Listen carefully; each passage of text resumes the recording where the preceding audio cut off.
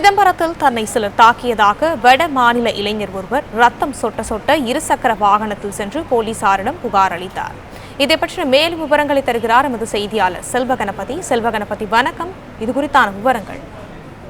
வணக்கம். சிதம்பரம் அருகே அண்ணாமலை நகர் காவல் நிலைய எல்லைக்குட்பட்ட இந்த கோவிந்தசாமி நகர் பகுதியில் பழைய செல்போன் லேப்டாப் வாங்கி ஒரு வடமாநில இளைஞர் டிவி விற்கிற அந்த வடமாநில இளைஞர்கிட்ட ஏதோ வாக்குவாதம் பேச்சுவார்த்தை நடந்த போது அடிதடி தகராறாகி அதில் உள்ளூர்வாசிகள் அங்கே வடமாநில இளைஞர்கள் கற்கள் மற்றும் சப்பாத்தி கட்டைகள் தாக்கியதாக கூறப்படுகிறது.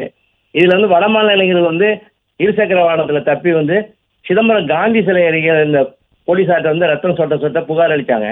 ஆனால் அவர்கள் என்ன மொழி புரியாமல் போலீஸார் திணறினார்கள்.